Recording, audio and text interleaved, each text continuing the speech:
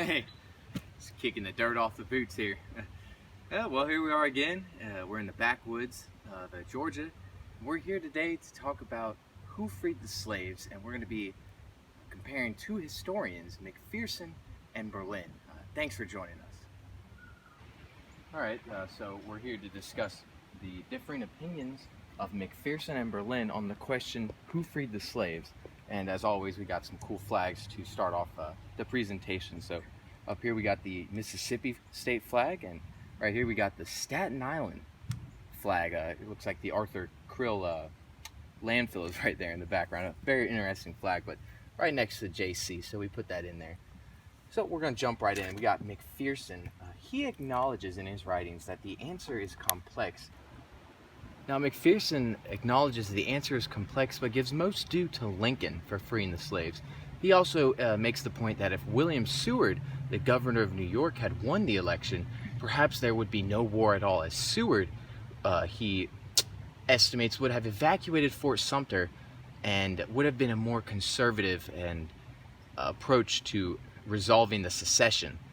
So that's how he starts out the argument. He also points out Lincoln was slow on emancipation from 1861 to 1862 and argues the outcome of slavery depended on the outcome of the Great Conflict, or the War of Rebellion as it is referred to in literature of the time. So a war for the Union united, McPherson says, whereas a war against slavery fragmented. And he's talking about united the Union in the North, the war sentiment or cause, a war for the Union united that area, whereas a war against slavery, you had people pulling apart more on that argument. So he ran with the war to force the states of the South back into the Union as the cause of the war, early to gather support. And McPherson notes Lincoln's excellent timing during the war of when he says things and what orders he makes, and he notes that Lincoln had excellent timing and military success of Northern armies. He linked that to the liberty of the Southern slaves. And he ends by saying that since Lincoln refused to compromise, he indeed freed the slaves. And we got some really cool pictures here. This is actually in Lincoln Park here in Jersey City. This reads, "A monument to Abraham Lincoln at the entrance to the highway which bears his name." That's the Lincoln Highway, which St. Peter's University and Lincoln Park sits on. Governor Morgan F. Larson of New Jersey speaking at the dedication of the statue, which was designed by James Earl Fraser in Lincoln Park, Jersey City. That's a very cool photo, so you see what it looked like back in the day and how the dress of the people were when they were dedicating the monument. So the focus of these chapters is who freed the slaves, but of course it's also focused on the Emancipation Proclamation. Not too much is said about the 13th Amendment here, so we'll try to focus on the Emancipation Proclamation. So we're going to ask the hard questions about the Emancipation Proclamation in this PowerPoint, and we're going to ask, why wasn't slavery abolished in the North and in the border states during the war, as Lincoln had no standing to impose laws on the South during the war, but had control of the 5 border states and did not abolish slavery until after the war in these territories. So it's very interesting food for thought, and we want to kind of ask ourselves these questions and maybe research about these questions and learn something new about the war. So the Emancipation Proclamation was called a war measure, and that's how he was able to impose the proclamation on the southern states. But it was also done, the Emancipation Proclamation, to keep Europe out of the war. And the thought Lincoln and the North had was it would influence Southern slaves to rebel against their slave owners. And this did not really happen. But the thought was Johnny Reb, or a Southern soldier for the Confederacy, would be on the front lines, and he would have trouble back home, and he would then run back to the home to solve the trouble caused by the proclamation. But we can tell from history that maybe there were some insurrections, but there weren't any all-out slave rebellions during the war. You can almost count on your hand the number of slave rebellions throughout history. Let's see, Denmark Vesey, Nat Turner, and the one we just had, John Brown, the slaves he was trying to insurrect or cause to rebel against the state of Virginia did not follow in his steps. So we can see that the Emancipation Proclamation did fail at causing just the slaves to up and leave or up and rebel against their slave owners. So we're kind of wondering what this was all about. Well, it was more military than anything else. We got some cool pictures. This is the city of Lincoln, Nebraska. Not the coolest city, but a nice flag. And then we have a very interesting picture from our times. We kind of always want to link what's going on in the past to what's going on now. So this just happened. It says this is he was alone in the ocean. And then you see this paddleboarder. This is the Malibu paddleboarder in California, and it says they, as in the two police officers here, violated social distancing protocol to arrest him and potentially expose him to infection. And it says at the end, you got to ask, is this really about a virus anymore? So you kind of got to ask yourself, the Emancipation Proclamation, was it really about abolition and freeing the slaves, or was it about winning the war and trying to cause unrest at the southern plantations? So it's you got to ask, what is it really about? Another question you got to ask about freeing the slaves and the Emancipation Proclamation is, how much longer would slavery had existed in the South? Well, you will get a different answer almost everyone you ask this question, but we can look around the world and kind of get around the world and guesstimate or estimate. So we can see Brazil, slavery expired or was shut down to legislation. Same in the United Kingdom and 1833, and serfdom, as it was called in Russia, was outlawed by legislation in 1861.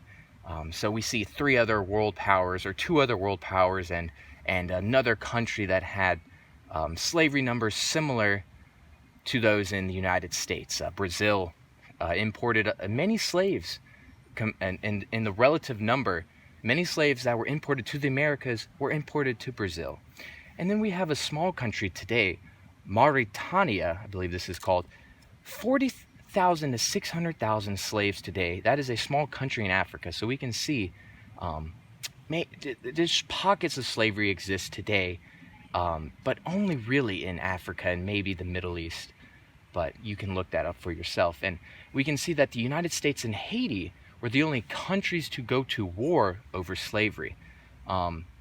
No other countries had to do this. So we can kind of ask ourselves, would slavery have expired by legislation, or would there have been a mass buyout had the war between the states not occurred? So it's more food for thought, more questions to ask oneself. And we also have to remember something about the Emancipation Proclamation. Not all blacks left for the Great North after the proclamation was issued. Just some examples, you can look up accounts for yourself, but some examples I found while researching, just gathering pictures for this PowerPoint. You learn something new every day. So this was Aaron Perry of Union County, North Carolina, I believe.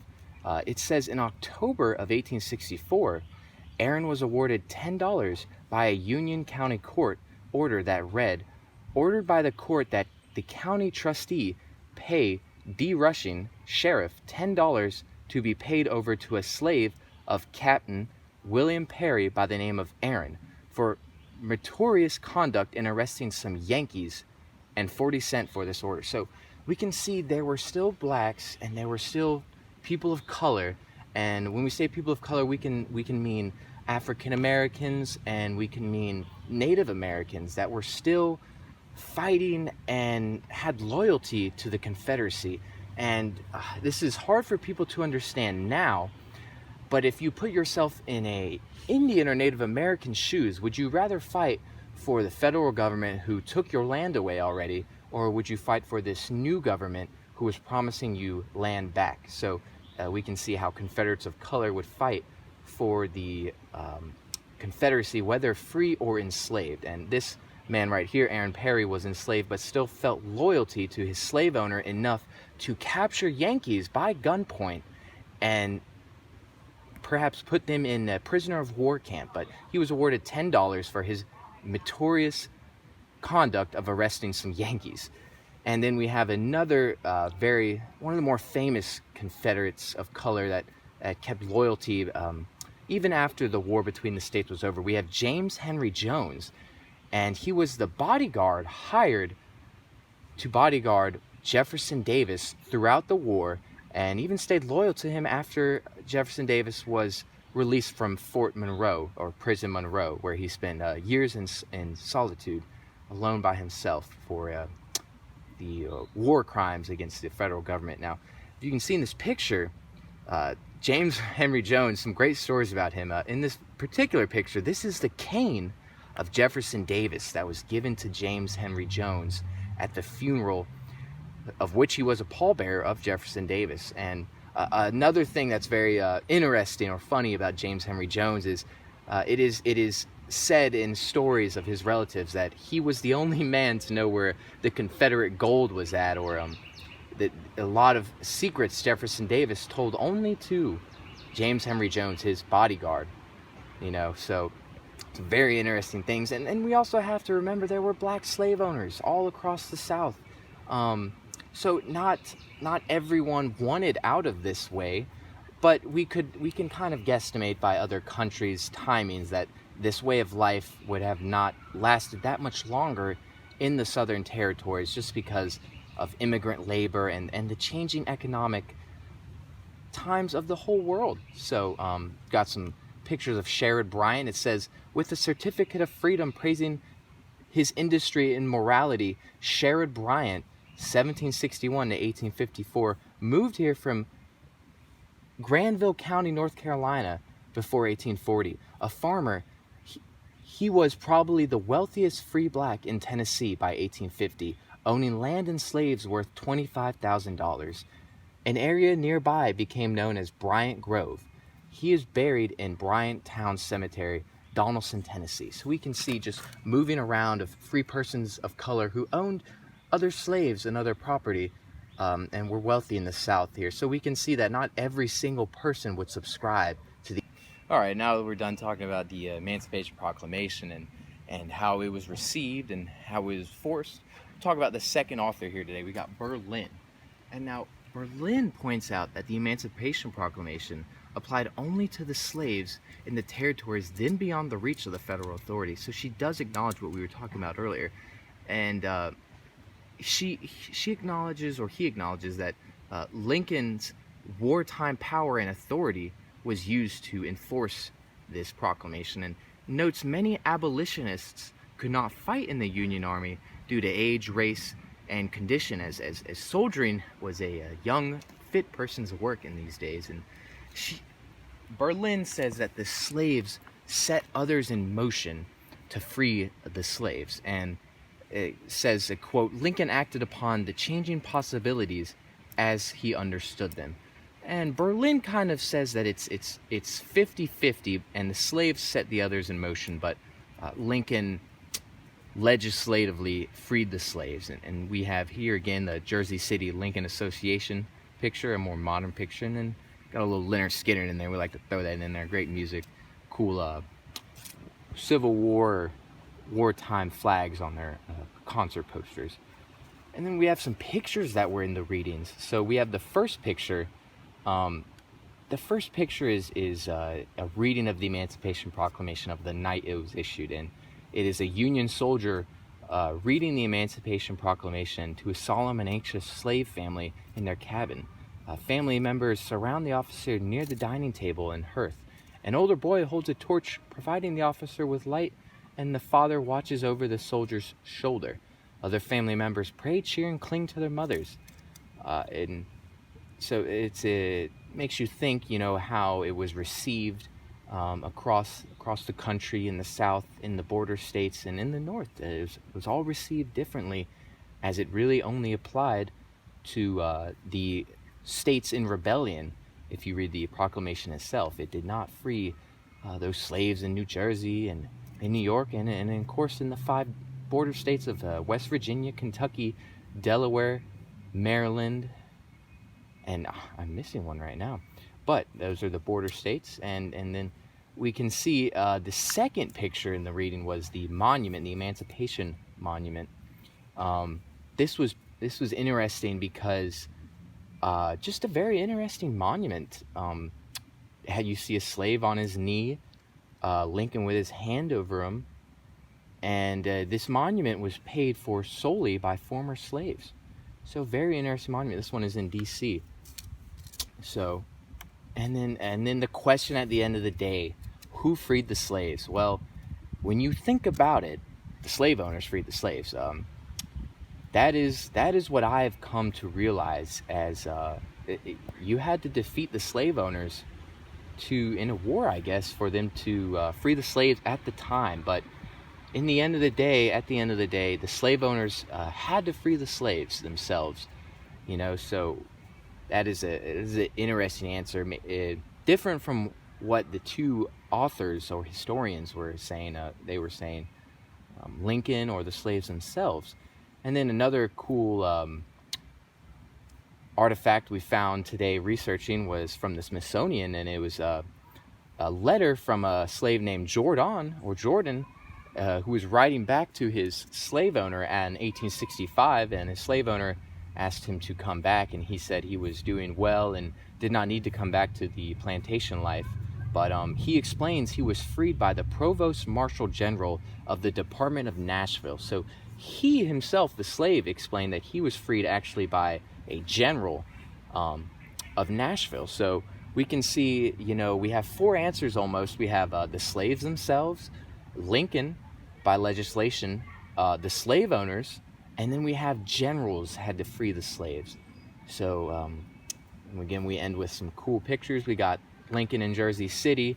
These were the last slaves to be freed on June 13th in Texas, I believe. And then a poster, Great Sale of Slaves, January 10th, 1855. We have the pricing for these slaves at auction. But it is a interesting question at the end of the day. Again, you will get a different answer, or McPherson said you would maybe get a 9 out of 10 answer as Lincoln. So we have the World Wide Web at our hands, and we can really research all this information to answer the question ourselves at the end of the day, who freed the slaves? Well, thank you for joining us, and we're going to return to our sunny day here in Georgia, and we'll see you next week.